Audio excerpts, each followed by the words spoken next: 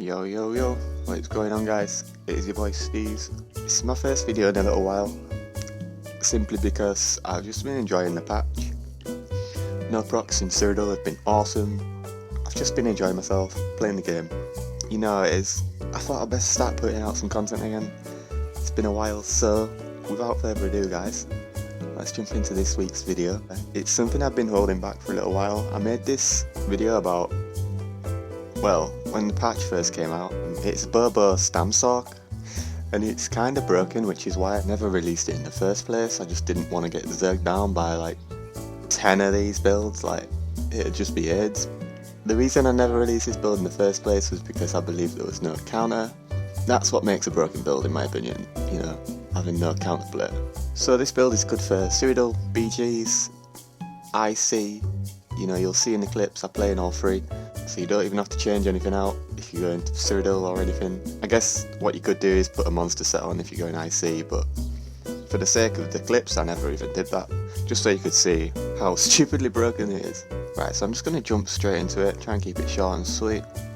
So as for the build, guys, I am running 5 pieces of hulking Druga on the body, all impen, all stamina glyphs, triglyphs on the big pieces. I'm also running 5-piece Spriggans on the jewellery, 3 pieces of infused jewellery, all weapon damage. I'm running a Spriggans bow on the front bar. I use this sharpened with a Crusher enchant on the front bar, and then on the back bar I run critical riposte bow with a Berserker glyph on there. As for monster sets, I'm using 1-piece Balog, 1-piece Kags, or Krag, or whatever you want to call it, the one that gives the 1-line of pen. On this build we use 7 medium. This is just for the straight up weapon damage that you get from wearing 7 medium. And we are using the Tower Mundus, which gives us max stamina. Now the reason we're doing that is because we're pushing a very high stam pool on this build, and that's really going to boost our damage by a lot. So that's it for the gear, guys, so let me just jump straight into skills. Now this is where the cheesiness comes from, in my opinion. It's not the build itself that makes it overpowered, it is the combo. Now, as for the front bar, we have got Crystal Weapon, Lethal Arrow, Crushing Weapon, next we've got Bandana-ments, Camo Hunter, on top of that we've got Dawnbreaker on this bar as well.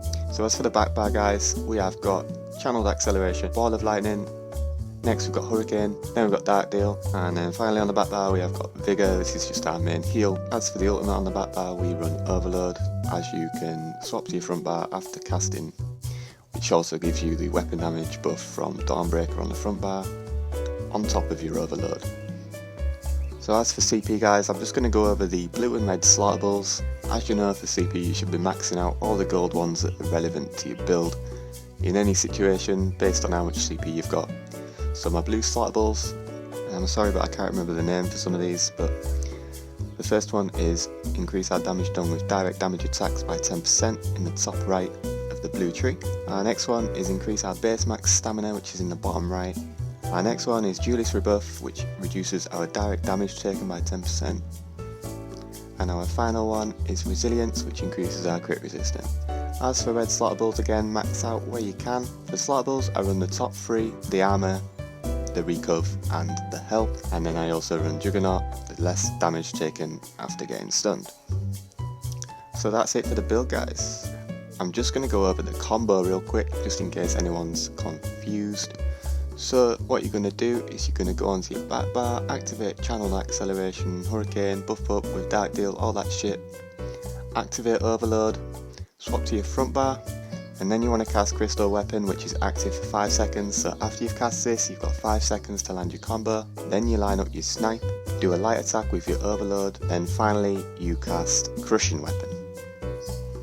So all this will hit at once, and it's completely unavoidable, to be honest, unless they've got shield ult up or out like that, or a dodging. It's going to one-bang people. So that's it for the build, guys. I'm sorry if you get zerged down by this in Cyrodiil. Don't blame me, blame Starman UK. It was his idea, and he's the one who convinced me to actually post this shit.